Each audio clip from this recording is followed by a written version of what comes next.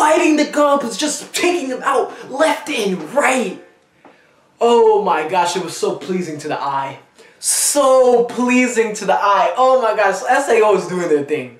Sword Art Online is doing its thing right now. Like, I'm really enjoying these episodes. It's what, 4 episodes now, and it's so good. And you know, this is just the build-up of this season that is Sword Art Online 3, Alicization. You know what I mean? This is just the, hopefully I did not butcher that name, but you guys know. Like, this is just the startup of it. These are the first 4 episodes, and you know, we know how long this is gonna be. It's gonna supposedly, if they run it right, it can run from right now all the way to the spring, or was it the summer, along those lines. So Sword Art Online, it has a lot to tell with this season, and I cannot wait. I just love the whole adventure vibe, all of that, just goblins, the fantasy world, and all that greatness that this episode had packed all in one.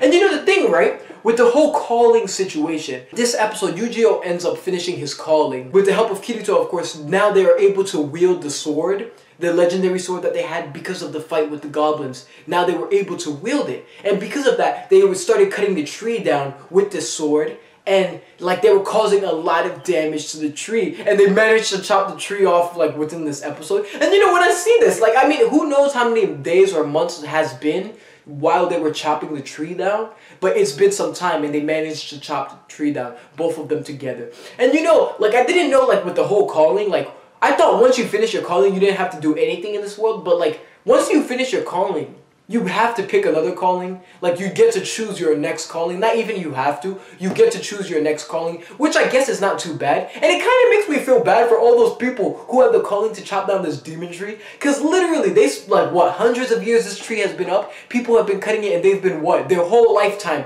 they've caused, like, 1 damage or something? Are you kidding me right now? Like, that's so sad. That's so sad. Like, they, all their lives, and, you know, Yu-Gi-Oh and Kirito put them 2 together, and they managed to chop the tree down in, like, minutes.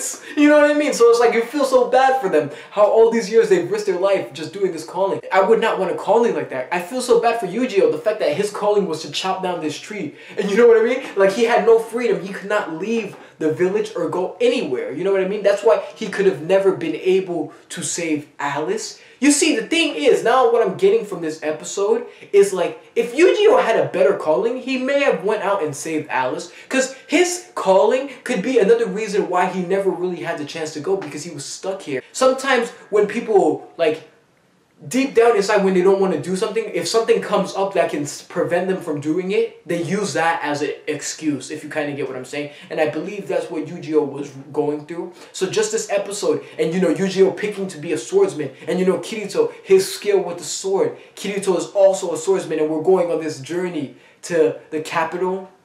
Oh my gosh, next episode's gonna be crazy. You know what I'm interested about? How the capital is gonna look. How, you know, the creatures that are going to be there is just going to be humans. You know what I mean? How is things going to be there? And we know that this episode we get a little bit from Alice here, where she's like a ghost or something. She says, I will be at the center, at the top of the capital, right?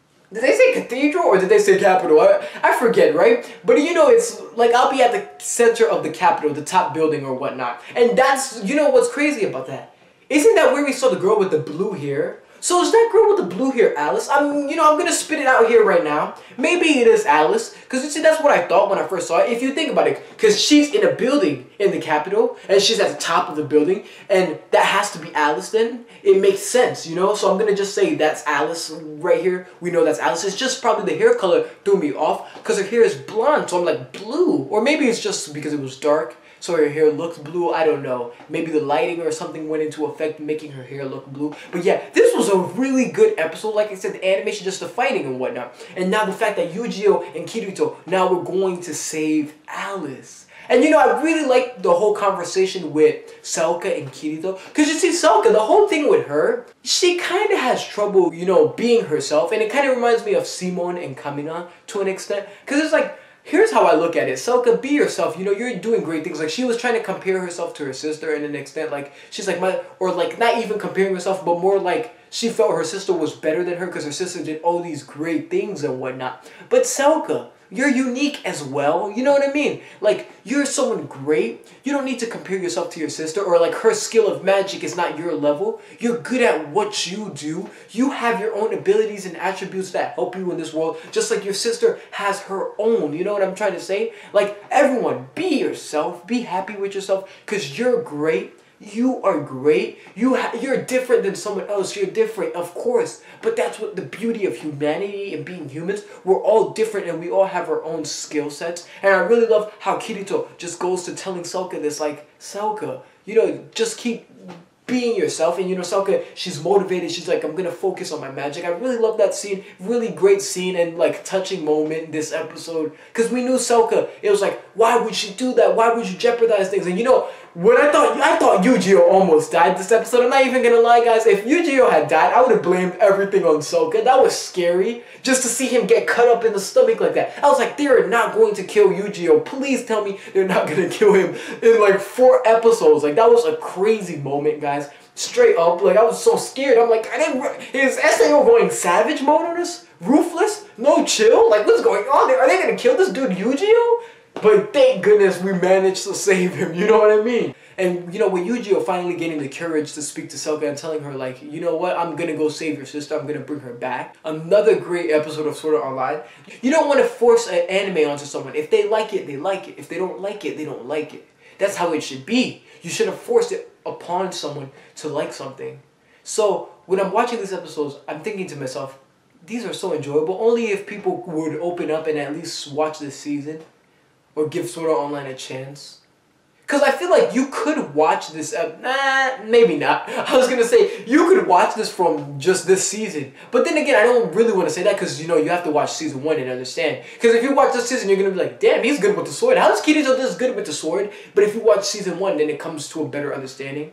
And, you know, why he's also brought into this world and everything like that. And you can also see this episode, like Kirito, he gets hurt and it feels realistic. So it also goes back to like, wow. We do know Kirito's in a predicament, like he's in this, you know, game, but it's really reality. So the thing is he just in his head, in his soul kind of thing? I don't know. Because for him to feel this pain, it's like he's living in this virtual game, but it feels like reality. It's just like season 1, how they were inside the virtual game, but it was reality. If you die here, you die in real life. So I feel like that same sentiment is going to be brought to these episodes. Let's think about it. If Kirito loses his life, he might really die. But yeah, that pretty much wraps up everything that I want to talk about this episode. Thank you for watching. If you made it to the end, you're amazing, yo.